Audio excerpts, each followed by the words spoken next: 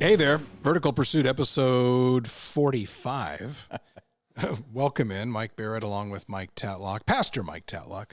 I need to get the title correct. Give you your due respect here. And you're also we've talked about a lot, if you just, some people when they start or find the podcast that I have noticed start in reverse order and some start from the beginning. That's true. But we do tend to repeat stories at times, but usually in a little bit different context. In terms of how they relate to the topic of the day.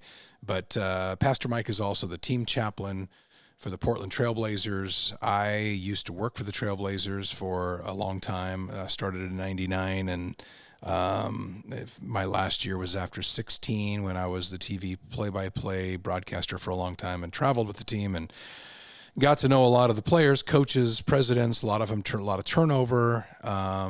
And so I was one of the longest tenured guys there, which is just, that's how pro sports go.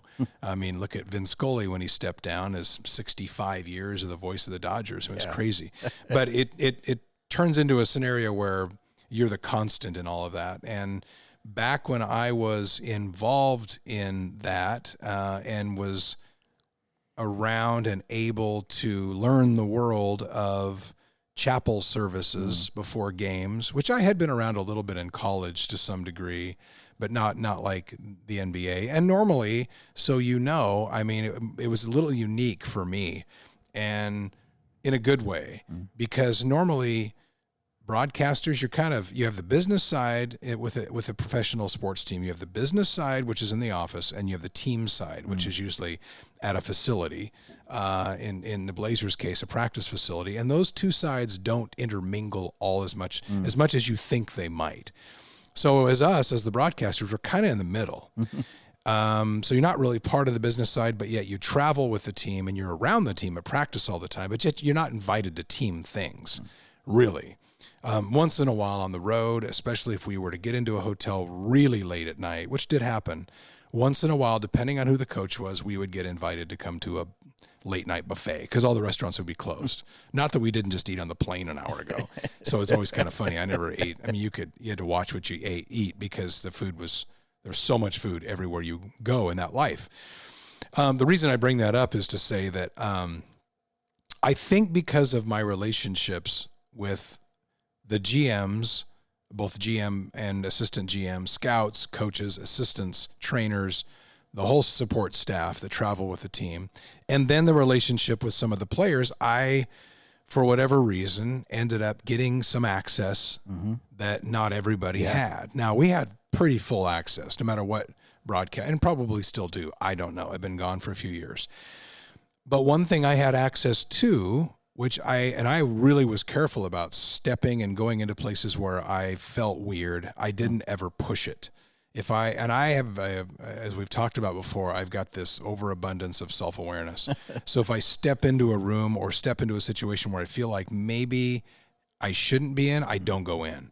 So it took a long time for me to feel comfortable enough to kind of breach the world of team chapels. But I was fairly outspoken among those close to me, where they knew where I was at with all of this. And then I got to know Al Egg, the former Blazer team chaplain, who really was a pioneer in all of this, especially with local teams. And then a lot of other NBA chaplains knew of Al because it began, I think it got bigger and bigger as time went.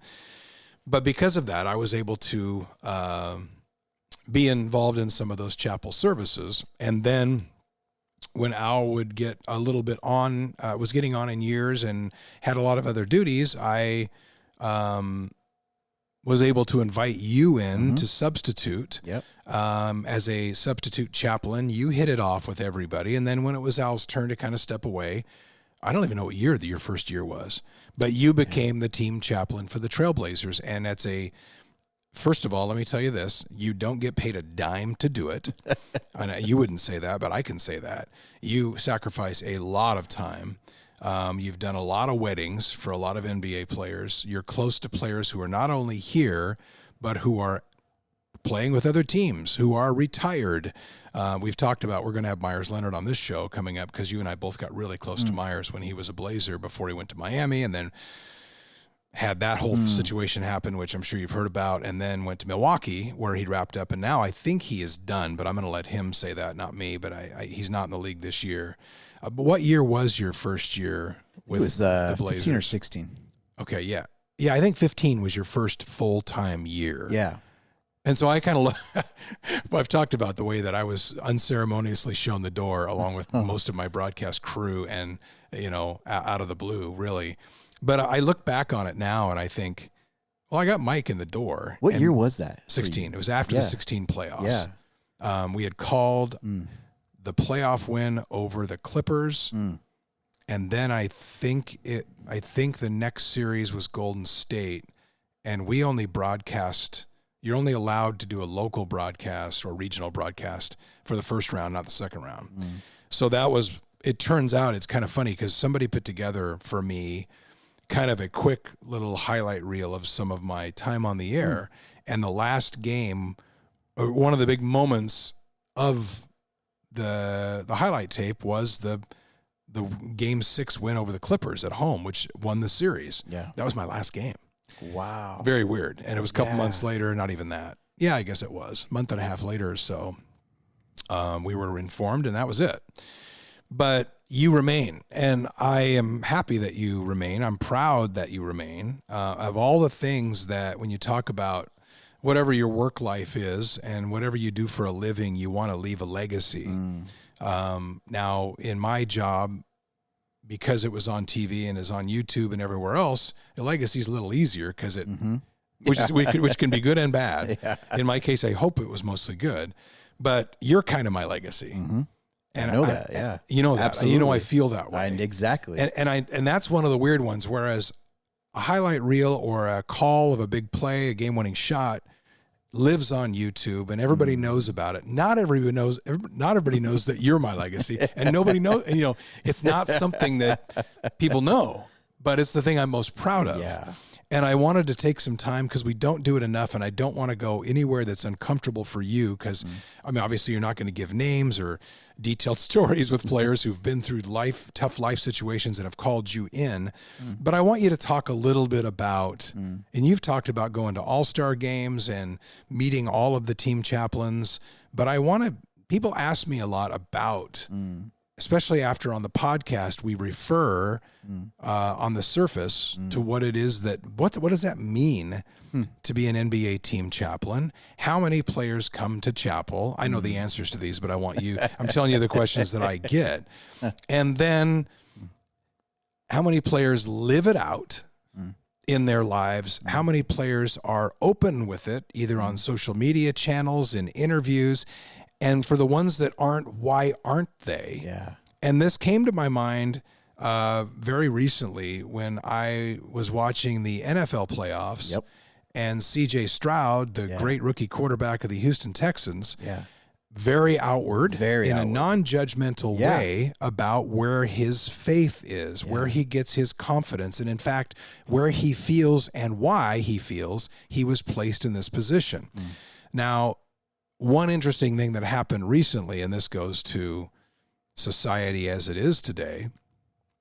So for those of you that don't know how a broadcast works at the end, you think you do, but you don't. So usually, now the way we did it, NBA, the game ends, and there's an immediate walk-off interview. So your sideline reporter will have an interview with somebody at the end of the game, and we toss to them live. Well, the NFL doesn't usually do it this way. Usually in the NFL games, especially with NBC, the game ends, couple of quick final thoughts, and a commercial break. Well, during that commercial break, the sideline reporter will then grab a couple of players and interview them. They're on tape. So they came out of a break after, I think it was Houston's first playoff victory, and C.J. Stroud was being interviewed, and he talked about where his faith is and how important Jesus is to me. Well, NBC cut that out. Yeah. They clipped that from the interview and played the rest. And so it raised actually turned into a good thing. And as weird as that sounds, because it raised so much attention, the fact that they did it, that it almost became louder than if they had actually left it in. Yeah. And so CJ started to get asked a lot later on about his faith. And I'm just going to read you a quote from him the other day, and he talks about, but I'm sure people are asking, are you concerned about, how this looks, or what have you been ripped apart for saying all this stuff? And he said, I've had a lot of great people who have reached out, and even guys after games who just talk about how much I mention God and Christ. I always tell people it's not me, it's him. There's nothing I can do to ever repay what the Lord has done in my life, and I don't want to.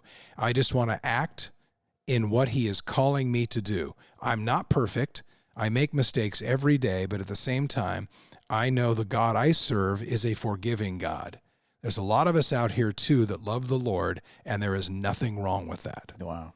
So that was a rookie quarterback with some seriously mature statements on what he believes, and he shows how bold he is in his faith, in how he presents it. But now rewind, because I asked you a question and then I didn't let you answer it, which that's not the first time that's happened, nor will it be the last. Go back now. We'll get to CJ, but I wanted to tell you, first of all, that seeing CJ's story and then reading his quotes and hearing his interviews, that got me wanting to talk about this today. So first of all, you see a lot of guys like this. Tell me what life is like as an NBA team chaplain. And I don't just mean the players. Right. I'm talking about other people you have impacted down there, because you tell us, just go. Tell me. Answer that question. And you know all this, but for those that don't know, it's one of those things where every pro team has some sort of a chaplain ministry, but it looks different. Football has pro chaplains, and you're only doing like one game a week. And baseball has only Sundays home games will they have a chapel. And so it looks different for every pro sport. I know soccer does, but that's a little different. They have to do their Bible studies. Because I was friends with our pro soccer team chaplain here, and he said, gosh, we don't even have access to the locker rooms. We're allowed to stand in the hallway and say hi to players and then invite them to a Bible study later that week. And so we're kind of there for them, but they don't, it's so it's a little interesting. different. I didn't know that. Yeah. And he's like, well, we're kind of there, but we have to figure out how we bridge it to gather outside, because they don't want to create any space or time before soccer games. Now, football culture, I've met with some NFL chaplains before, some good friends. They do cruises. They do literally NFL, like church cruises. Why is the NFL, in football period? And I remember being at Oregon State when I went there, and I was a student assistant for a sports information department, which means I was in the locker room. And they'd come in after games.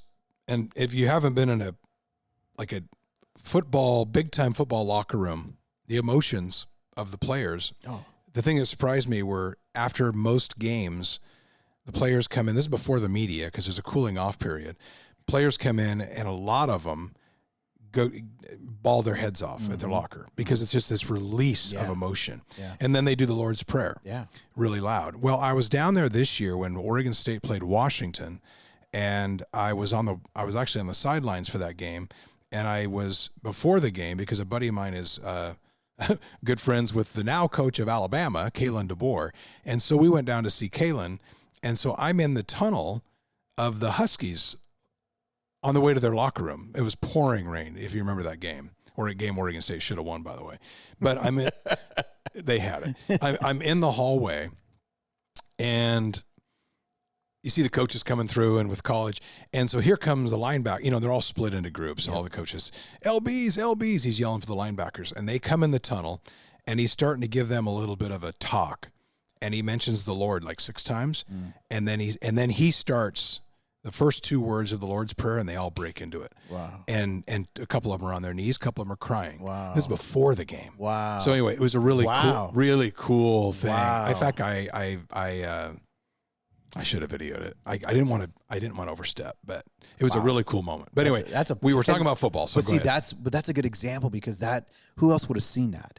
All ESPN or whatever, all the sports networks, they're not going to talk about these stories. Well, especially with we did a podcast on the DeMar Hamlin We did. situation We totally where did. that became prayer went mainstream that night. It did, and it took that extreme of a circumstance and the way the team responded so visually, and you couldn't miss that. But an immediate submission. Oh, immediate. Yeah. So cool. Yeah.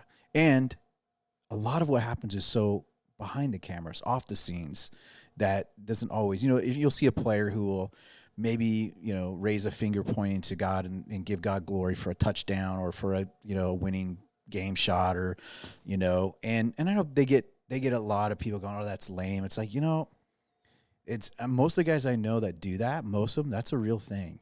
Or, they'll say, hey, I just want to praise God, thank Jesus Christ, my Lord and Savior. And it always bothers me when people give these guys a hard time. I'm like, cut these guys some slack. Like they're just people like you and me with sometimes more pressure on things. And they are legitimately just trying to live out their faith. And in a place that's not always welcoming to that, and this is a platform they have, and they're trying to use that and without overusing that and, pushing it in somebody's face. So I can look at that and go, cut these guys some slack. And I get excited when I see guys take even just a second to go, I just want to thank God for this game today. I go, and does God care about the wins and losses? We know that. No. I mean, you got both teams meeting, like for the NBA, this is the unique thing, because you asked what's it like for the NBA. The NBA, unlike any other sports team, both teams meet for chapel before the game. Together. In the same locker room. In the same weight room. Yeah. The same. And that's true. So when a visiting team is here with us, they come in. In fact, just this last week, we had an ice storm here in Portland. We had this ice storm, and it hit hard on one of our game days. And so I texted our assistant GM, who's amazingly, Andre Patterson, played in the league. He played at Indiana, and then he played in the league for a while. And he's our assistant GM, and he's been so amazing. And in fact, I told him we're going to bring him on the podcast. He's excited for that. I called some of his games. Yeah, did you really? Yeah. No way. And he's been such a massive supporter of our chapels, and I'll talk more about that. But I texted him and said, hey, what are we going to do for chapel tonight? Because a lot of people got iced in. In fact, one of our players couldn't even get to the game. That kind of made the news. He took a little heat for that. Yeah, he did. He took a little heat. But so in this particular case, we did a Zoom chapel. And it was so cool what happened that night. So we were playing Phoenix. This was like, I don't know, it was like last Monday or Tuesday, right in the middle of everything being shut down in the Portland metro area. And so what I do on that day is we literally have a text thread, and it's called Blazer Chapel text thread. And all the players, coaches, anybody that comes to chapel is on that text thread. And we will even send prayer requests to that text thread, send scripture through that text thread. That's so cool. So people don't know about that. I'll send them something on the road, or somebody else will add something. And so like when we have a Zoom chapel, I put the Zoom link in the text thread with a PDF attached of our chapel notes. So they all get it. And then I tell them, hey, forward this to the other team so they can have access to the Zoom links and the notes. And so, I go to do the Zoom chapel, and 5 Phoenix Suns guys are sitting there on our Zoom call, sitting in their locker with their phone out. And they jumped on, and we did Zoom chapel that night. And normally they would be in the space that we have physical chapel, but we just couldn't do it that day. But what we typically do is, it's 60 on the clock before the game, before tip-off. Every arena has a designated place for chapel. Both teams meet. So when our guys are on the road, they go meet, and they get to hear from the other chaplains. And so it's great that they get to hear from a variety of different chaplains all throughout the season. And the chaplain guys, we're all really strong friends too. I mean, we meet up twice a year for conferences and hanging out. So we have our own, the NBA chaplains, we have our own weekly Zoom chapel just for us. And I don't always get to go because it works on a time that doesn't work for me, but it's about praying for each other. Or let's say a guy who was deeply, deeply committed to our chapels gets traded or free agency, and he goes somewhere else, or I get a guy that comes from here, I'll get a call from one of the other chaplains saying, hey, so-and-so just signed with you guys or got traded. They were really committed in our chapel. So it's like a handoff. It's hey, here you go. Take good care of them. Yeah, and it happens all the time. So we all work together to keep the continuity and consistency for these guys and gals or whatever who's involved in that. So it's a really cool thing, and that's just with the players though. That doesn't include other arena staff. So does everybody do it the way you do it with Chapel Notes and the printable thing you hand out? I would say that is becoming more the norm. Because giving them a leave behind is really cool. Well, and that was the thing when I started it back in 2015. I was sitting there kind of just watching, going, man, I know for me, I'm a visual learner, and I also know, like, I'll go to even church, and then I'll go, oh, what was that thing that guy said, or what was that verse they used, what was that point they made? And if I didn't write it down, I'm like, well, I'm thinking, hey, if I got to prepare for a game, I got a million things going through my mind, and I'm not carrying a pen and pencil around because I'm getting taped while we're doing this, or I gotta. So I heard some guys were doing it, so it's become now the norm because guys like it, and we've even had players. CJ McCollum was really, and still to this day, CJ was a great champion of our chapel ministry. He would even at times say, hey, Mike, can I invite a friend or a family member that's visiting in town to chapel? And I'm like, this is your chapel. You guys invite.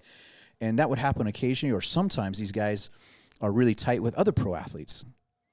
And so, if they had a friend that's a pro baseball player or NFL player who was coming to a Blazer game, they would come to chapel. Mm-hmm. And because they get it. But like CJ would take pictures of our chapel notes, save them to his phone, and then send them out to friends and family. And that was his way of sharing what he was getting and sharing that with others in his circle of people. So you mentioned how this has now, and I don't know if it was always this way. Everybody knows who you are down there as in the support staff, ushers, parking. But what has this turned into now? Because it isn't just about the chapel room anymore. And I will say this, and this goes back to you. So when I go back to you bringing me in and guys like Hersey Hawkins. Hawk. And Hawk just texted me the other day, who has retired even from the role he had with the Blazers, and he's moved to another city, another state, to enjoy better golf weather. It's very important to Hawk. That's right. And Hawk, I love Hawk. Hawk was, because the way it works in the NBA, I don't know how it works with other sports, but in the NBA, every team has a chapel service, every team. And there is appointed with every NBA team a staff person to be the chapel liaison. Okay. And many of them might not even be Christians or go to chapels, but it falls under their supervision. So I've been fortunate that when you brought me in, it was Hersey Hawkins, who is a strong Christian, two, has a former player, a lot of respect, street cred, and even went to church with us. And so we always talk about the inside man or inside woman who is favorable towards the chapel services because they build your credibility. They're the ones that lobby for your access. And so when Hawk left, Andre Patterson, our new assistant GM, came in and took that, and it has been nothing but rolled out the red carpet. And he has their own internal portal of communication. He sends out all the information, invites people all the time, and we've opened it up to even more people. So that has always been a benefit. But because of that sort of permission and that sort of access, it's allowed me to even network with people that work at the arena that aren't even players, minimum wage workers that are just sitting there coming to work after another shift at another job, and they're there to they work the tunnel, they work the locker room, holding doors, doing security. Amazing people that are just working their jobs. They're no celebrities. They're paid minimum wage, whatever, and they are hungry for what we're doing. And it's been fun to see what God's done with those. So I've literally see the chapel notes that we have, they get passed out through the arena. I will, this is no joke. This happens all the time. And just so you know, this isn't North Carolina. This is not exactly a churched this area. This is Portland. Yeah. Spiritually dark in the Northwest. It just is. And I see it. It happened the other day. I'm like, so we'll meet in chapel.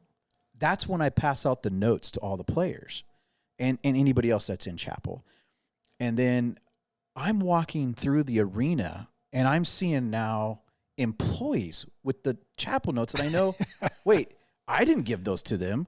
That had to have come from the people that were in chapel. How many are you printing now? Now I don't know, whatever, 30 of them, and there's probably 20 of us. They're getting bootlegged everywhere. And next thing you know, literally, I'm not making this up. There's one gal, she just got hired this year. She stands out. She's probably this young gal. She's probably, I don't know, 23 years old, and she stands outside the Blazer locker room and helps with security. She's standing there, and I know she's paid minimum wage, and every time I'll by, she's like, you got the notes. And she'll say, okay, can you walk me through them? And I'll stand there in the hallway with her, and we'll walk through every point and verse. And she's like, thank you. And just the other day, I said, do you have a Bible? And she's like, I don't know. I said, okay, next game, I got a Bible for you. And that's happening, though, in multiple places around the arena. Just I carry it, and it's like giving out candy a little bit because people are hungry. And I think that they watch the players walk down, and they hear the players having post-chapel conversations about the stuff we talk about in chapel, and they see the players with the notes. And so even a player just modeling going to chapel is their witness to those in the arena. Even if they're not a C.J. Stroud. Exactly. And come out with a huge statement. Exactly. Yeah, right. They're having that kind of influence because everybody's like, whoa, when I see they're going to chapel. Now, this is no joke. This is the craziest thing. I'll walk down the hallway between two locker rooms, and there are security guys and females who know all of this.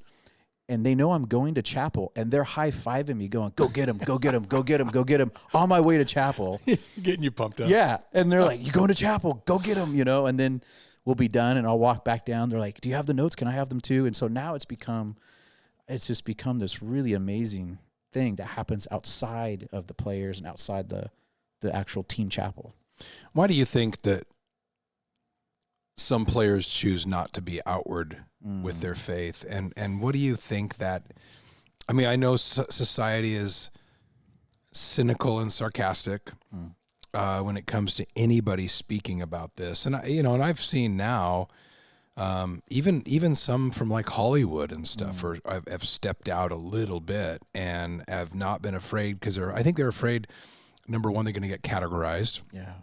And then I think it makes life more difficult because it increases the amount of accountability you have and the potential to be a hypocrite. If you are seen as somebody who fell or had a fall in your life. Is that kind of why you think some choose not to? I've actually talked with guys about this because we actually say in chapel, we say, hey guys, it's important for you to share your faith. God has given you this platform. They hear that and they know that God gave you this platform. Al Egg, who was the previous chaplain before me, total legend. He is literally a legend in the league amongst chaplains, and what he created and what I get to kind of follow through with guys like him. He had a saying, I remember one chapel he did, and he told the guys that you have to be a Christian first, player second, not player first, Christian second. Reverse those two. So what that means is your primary job here is as a follower of Jesus, as a Christian. You're here secondary as a pro athlete. And just that little switch of perspective makes you go, that's my purpose here. That's why I'm here. We had a guy that played for us, wasn't a well-known guy, Scal Labassiere, who was from Haiti, had a crazy testimony of the Haiti earthquake and a radical miracle of how his life was spared. And we were having dinner one day, and I said to Scal, hey, Scal, what's your goal for the NBA? You're coming in. I think he was only a couple of years in, so young still. I said, "What's your goal? What do you want to? You have any dreams or goals with the NBA? Any like benchmarks or anything?" Like that? He goes, "I have one goal: to share Jesus with as many people as possible." He goes, "That is why I'm here." And so I followed his social media, and it was everyday scripture, like devotional. Like he was every day consistent with, "I'm going to use my platform boldly," and he did. And he wasn't as well known as maybe some guys are, so your platforms are different. But then you have guys that are real private, really private. I mean, like extremely private about it. And I've wondered, and I've asked some guys like, hey, what is that? And two reasons that I've seen. One, there is and that's true whether you're a Christian working at Intel or working at a gas station, no matter where you work, if people know you're a Christian, it instantly comes accountability. Mm-hmm. It instantly comes to like, okay, so if I feel at all pressure that if other people know about my faith, they're going to hold me to a certain standard or something like that, that maybe I don't want that pressure, then maybe I'll keep it private. The main reason I asked guys that I heard was, my life is so under the microscope. I just want one place that nobody else is giving their opinion about. That's good. Can I just have my walk with Jesus be something that's not attacked? A million people have an input. It's kind of like a sacred space for them, and they just want to guard that. And I go, that's fair enough. I get that makes some sense. Like, if you're living under the microscope everywhere you go, and everybody's got an opinion about what you ate and what place you're at and what you do, like you kind of look for something that still is sort of a little sacred and private that not everybody has to have an opinion about, and I get that. So, and not everybody has the personality of a Tim Tebow, right?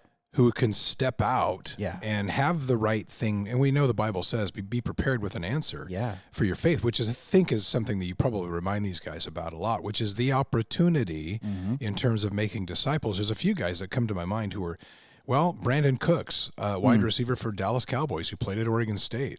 If you follow Brandon on social media, man, he just rocks faith and is just unapologetic about it. And then I'll read the replies to some, and there are people who come in, some trolls, and try to bag on him, and he doesn't even let it bother him.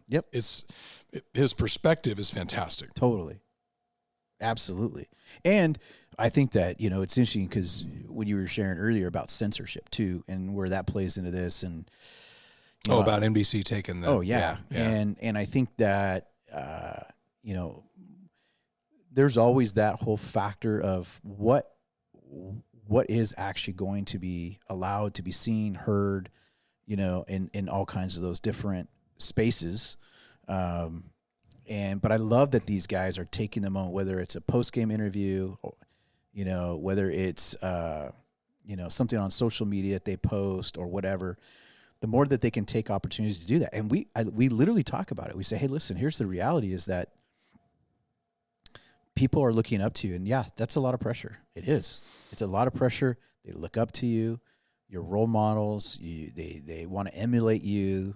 They want to play like you, look like you, dress like you, all of that. And if you can use that kind of influence to say, here's my faith, then that's the greater purpose in all of that.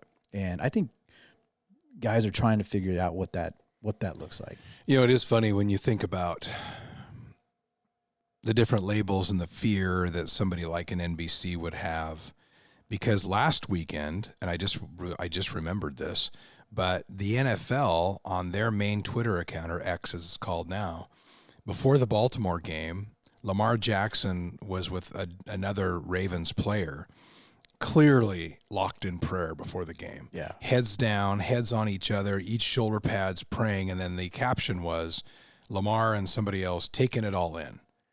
And a couple of guys in the NFL shot back and said, go ahead and say what they're doing. It's obvious they're praying. Why wouldn't you want to just say and acknowledge that they're praying? Right. But for some reason, a mainstream account like the NFL account didn't want to say that. Yeah. And I don't really understand that. And I'm a mainstream guy in terms of what I absorb and what I see. I don't know if I see the downside, and I don't get that. I don't understand I don't know why you would be hostile to some degree, and I don't know if that's hostile, if it was the right word, but why you'd want to take away from that and not say, or not, it's obvious what they're doing. Right, so exactly. It was an obvious then. Yeah. You made it obvious by your caption, by saying that. Yes. Especially in a league where, again, to go back to last year with DeMar Hamlin and going down and watching all these guys just on their knees on the field live. And we talked about the value of that moment and then what he did with it after that, and of course survived it and came back. But that was that night where it all happened. And then not even a year later, you're not even wanting, or I guess a year later, you're not even wanting to acknowledge two guys that are obviously praying before a game. And if that's the case, then don't use that picture. Yeah. But don't use that picture and then try to say they're not doing what everybody knows they're doing. Yeah. What's your point? Right. I don't get that. Right. Why minimize it? Correct. Why not just say or almost mock it by not calling it what everybody knows it is. Yes. And editing clips. I mean, because that's going to come out, and it's like, why? And they it made brings it more attention to that's it. Exactly. That's the like, positive. Well, okay. The positive that backfires. yes. When you do that, it doesn't work well for you. And I know there's people who are like, should they bring religion into sports, and just like don't bring politics into sports, things like that. I have heard that argument and debate, and we all know we like it when they say the things we like, and we don't like it when they say the things we don't. That's an honest, okay, I got it. But I encourage guys, and I think it's a great part of the world of sports is amazing when you think about it, because of how much goes into it. The idea of sports and the culture of sports.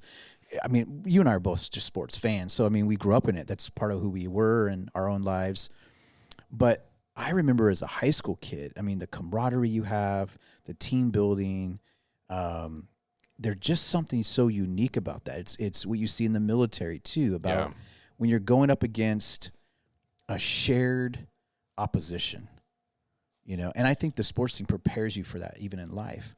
But there's something about bonding to go up against adversity, challenges, an opponent. And there's something I kind of almost spiritual even about that. The parallels between the athletic world and faith. I mean, that's why even in the Bible, there's a lot of analogies that were sports and military analogies connecting to faith things. Why is that? Well, it's because there's very similar patterns that we easily relate to when it comes to like war imagery or sports imagery. Paul in the Bible, in the New Testament, he used so much sports metaphor even 2,000 years ago. And so why is that? And I think there's just a lot that relates. And so I think the sporting world almost tees up opportunities to integrate faith into that. And in our particular culture, and it's not of every sport, football primarily, and basketball and baseball, there's momentum with that. And I also think, too, so I'll bring this into it as a side effect. If you are a general manager of a team and the performance of your athlete comes with a price tag, I mean, at the end of the day, this is an industry, it's a business that makes money. You want your players to perform at their absolute best. When they're at their best and playing their best, they make you money. Your team wins and so forth. So I think what people are realizing in the last probably 20 years is that we are, as a human being, not just physical entities. So our emotional, our mental, and even our spiritual affect everything together. So you take the NBA, for instance. One of the number one issues that athletes are struggling with is anxiety and depression. It is rampant in our culture amongst young people, younger. And so the head office from the NBA has asked NBA chaplains to be part of their strategic care for mental health with these, because they recognize it's a significant piece to their mental health awareness. Team psychologists. We're fortunate that our team psychologist loves Jesus and comes to every chapel. And I didn't know she's that. been absolutely amazing. In fact, I got to tell this story real quick. So this is one of my favorite stories. I just found this out. So our team goes on the road. They go to chapels and so forth. I just found this out. We were laughing so hard. I go to our chapel.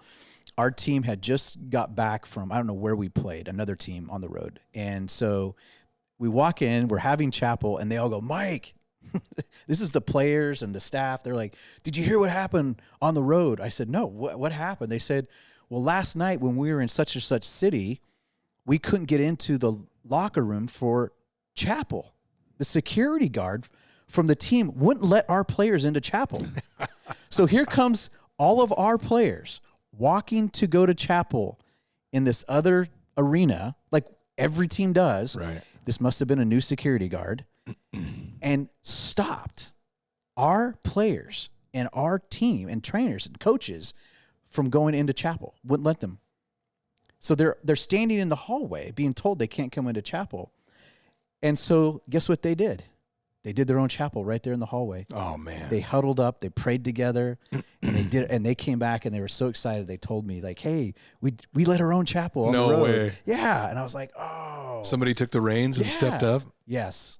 And it was just kind of a cool, like, oh man, that was a cool story. Yeah, for you, that's got to be like paternal pride. Oh yeah, Look at seeing your guys just take it on themselves. Yeah, they're like, screw you guys, we're gonna do our own chapel. We'll do it ourselves. Like, who's this security punk? And that's amazing. And of course, the other team would have been, oh man, so sorry. That would have not flown with the other management or coaches. It was probably just some poor. Yeah, some guy didn't know. You thought they're coming down to fight or something.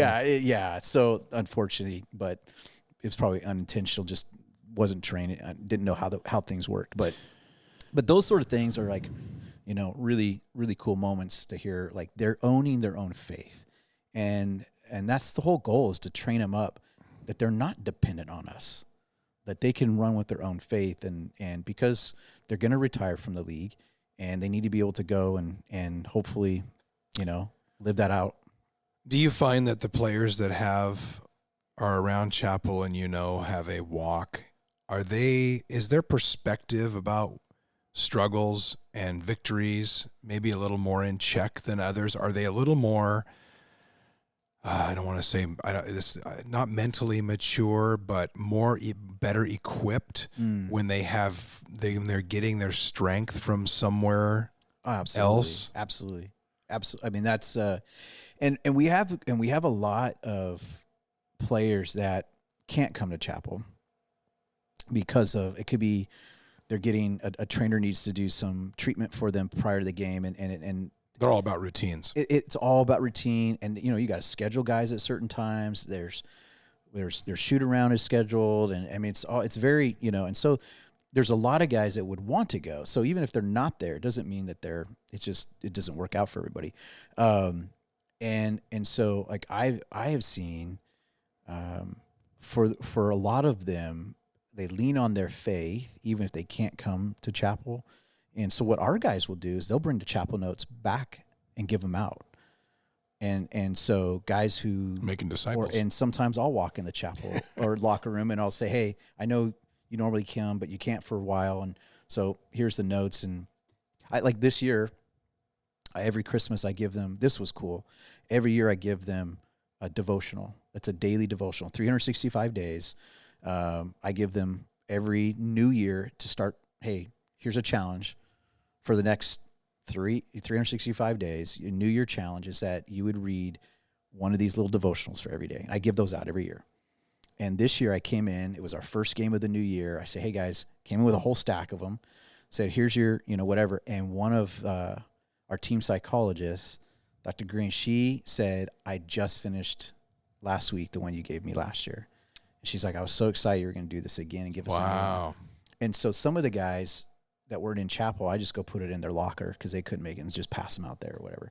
So some of the guys, they can't come in, whatever. But I would say like a lot of them, you can see the ones who lean into, and a lot of them have a strong faith family, an influence in their life. And you can tell those who have had a faith upbringing or support team, that it could be anybody, friends, family members, pastors even, that they're still connected with. And that's really cool. You can tell they have that faith foundation that they lean into. Have you dealt with any players who have maybe didn't have that in their past and found the Lord? Oh, all the time. I mean, all the time. One of my favorite stories is Jake Lehman. And Jake knows I tell the story because it's so cool. But Jake came to and played at Maryland, came to Portland, and Jake would never do chapels. I mean, Jake would, it wasn't his thing, and that's fine. It's not everybody's thing. And so I got to know Jake a little bit, but Jake's girlfriend at the time, Jasmine, loved Jesus. She still does. And in a weird sort of way, I don't know how it happened, but she found out I was the chaplain, and she reached out to me. And so, because sometimes you're developing relationships with family members. Just this last week, somebody came to me and said, "Hey, so and so's mom, one of the players' mom, talked to you. She's been looking for you." And I said, "No, we haven't met yet." And so they went and found her, and so I got to hang out with a mom of a player, and she wanted to connect, and it was a great conversation. So sometimes family members reach out too, and so Jasmine reaches out, and she's like, and she's like, "I want to come to your church, and can you give me chapel notes?" And so then Jake started coming to our church before he went to chapels. And then he came on an Easter, he gave his life to Christ. Wow. And after that started coming to chapels and really dove in hard with Jesus. He ended up getting traded to Minnesota Timberwolves. While he was there, him and his wife started becoming Young Life leaders. Wow. Yeah. And I just there you go. How cool is God to do that? The opportunity for these guys at this, we know that the career as a professional athlete, it's rare that it's a long career. I think most on average, especially football, very short careers. So for these guys in a time in their life when they are in a position to have such a platform, it's amazing to see how many take advantage of it. And then what about the guys, because the stories, I always think about the stories, the guys you perhaps work on and work on and work on, and not arm twisting, but just inspiring, and then finally see breakthrough with them. Have there been some of those too? Oh yeah, I'll share this story because this is fine. So we were doing chapel in the locker room, and the way our locker room was set up was that some of our trainers would train some of the athletes on the equipment. Because it's in the weight room. Because it's in the weight room. That's where we did chapel. So they have to get it worked out. They got to get ready for what their pre-game routine is. And so some of the guys would get worked out or on the machines, on the bikes, whatever it is.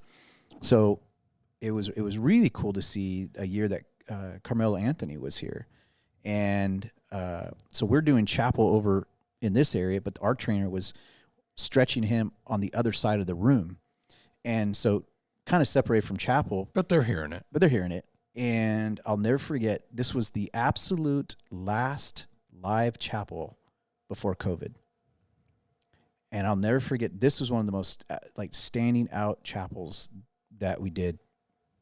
And that where I was like, whoa, God, what happened there? So, every game, Melo would be over in the corner getting stretched out while we're doing chapel over on the other side of the room in the corner. And after every chapel, the tradition is across the league, you say, let's bring it in for prayer. And it's a team thing. Everybody comes in, put our hands in the middle, and we pray. That's how we close out every single chapel. So here we are. This was, into the season, into March, I guess it is, when COVID hadn't broke out yet. And I did not know this was going to be our last live chapel, because after this, we went to the bubble, and there was no live games and no live chapels for 2 years after this. So I didn't know nobody knew this. So just like that game or that chapel, I say, hey, let's bring it in for prayer. And now out of the left corner of my eye, I see Melo get up, and he comes running over to join our prayer time at the end. And one of the other players was like, dang, just kind of, wow, man, this is awesome. They even noticed, wow. And so it was kind of cool that God was using just the space, and I think that's how our lives are meant to be, is just contagious with our relationships, and let things happen in time and organically. And you're so good at this, Mike, because I saw you in that space. And while you were there, you were more than just the team broadcast. You were the big brother, GMs to players, and we're talking key players, and we're talking management look to you. And I'll say this because you wouldn't, but I know they did. They looked to you for even personal guidance. They looked to you to be a confidant, that they could process things, texting you in the middle of games, and just as a safe person that they could be and you were that. You absorbed a lot of their struggles because you were a person that they knew, because of your character, I believe also because you exuded Christ, and because it was an authentic faith, and they saw that in you. And that invited people to want to come and talk to you and get your ear on something or open up to you. And you were so intentional to be able to use those moments to build relationship, plant seeds, invite people to this or that, and share things, share scripture. You used to do that a lot with people. And you had a huge, massive evangelistic presence there. I saw it firsthand. Even if everybody else only saw you on the screen calling games, I knew what you were doing relationally. And even to this day, still. Well, it's amazing to see how big this has grown and your role in it. And it's funny because when you do, I watch you obviously teach at church and give sermons. You never really talk about this. And even on your social media and stuff, you'll mention it once in a while, but you've got a perfect handle on your role in it and not making it about you, and the fact that you have the access that you have and never trying to make that as something that is a source of pride for you. You're humble about it. And I think that's the perfect match. And I think that's why the players, because everybody wants something from them. And the fact that you don't, and it takes somebody like that to earn trust, but especially with those guys in that point in their lives, and these are years they'll always remember clearly, even if their careers are short or whether or not they make it to 10 years or whatever, which is rare. But that's a cool thing. And I'm happy, and I know it takes a ton of your time, and it's the drive down there, and traffic is never good, and it's parking and whatnot. So part of me, I kind of laugh at times thinking, my goodness, I've added so much stress to your life by, it wasn't just me. I was a conduit in trying to make the connection when it was available, because I knew what would happen, but then I'm pulled out of it, but then you continue on, which and believe me, when I've thought about reasons why everything happened, and it's been a crazy thing, and it doesn't matter much anymore, and it's faded off for most who know about it. I still get asked about it in public, oh, what happened? Where, how come you're not there? I don't know. It's just the way it worked. But I do feel like, and I've said this to people, only people that I know really well, the thing I'm most proud of is your role there and what you've built there in something that not a lot of people know a lot about. Yeah. And now we have this forum in this podcast. Yep. Yeah. Oddly enough, it took us, whatever this is, episode 45, to really talk in depth about how it, and we've talked about a little bit about it, but how it happened and how it continues and how what you're teaching these guys and what you're helping them shape in their faith lasts way longer than their NBA careers will. And then you talk about the potential for the people they've touched and impacted. Yeah. We always talk about that, how it spreads. But I am sure there are guys, and I know there are guys that were around when I was there who have retired and moved on that you still talk to and that still would be leaned upon at a moment where they need it. But you also kicked off and not to overstate it, saved them. So that's something you should be really proud of, even though it's not something that a lot of people look at as your job title as the pastor of a church. Right. Yeah. So I appreciate it. It just reminds me when Jesus said there's those who planted and then there are those who water, but God causes the growth. And actually that was Paul said that, but Jesus said, speaking of the harvest field, there's those that plant and you get to reap. And so Jesus and Paul were saying the same thing, that God's the one that causes the growth. He causes the harvest. Some of us get to plant, some of us get to water, and we all just get to play whatever part that looks like, and just see what he does with it. Well, and next time you watch a game, just keep in mind that some of those players, no matter what kind of game it is, we're in a chapel service right before that ball game, and no matter what kind of game it is.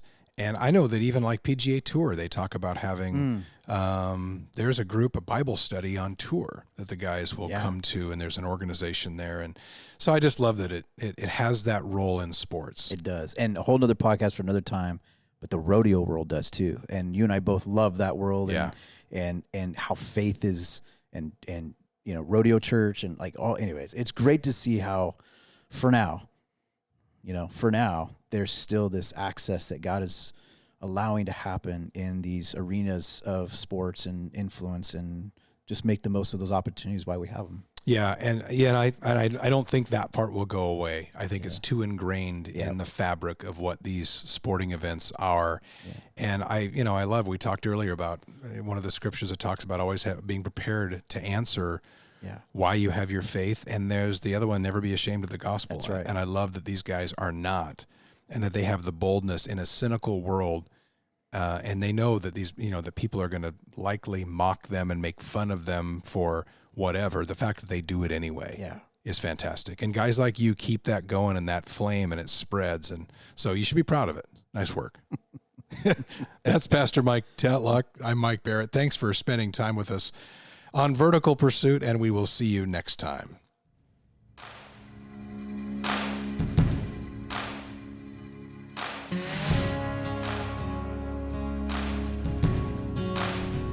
We invite you to subscribe to our podcast, comment, or message us, and check out our website at verticalpursuit.org. Download the VP app and check us out on Instagram, Twitter, and Facebook.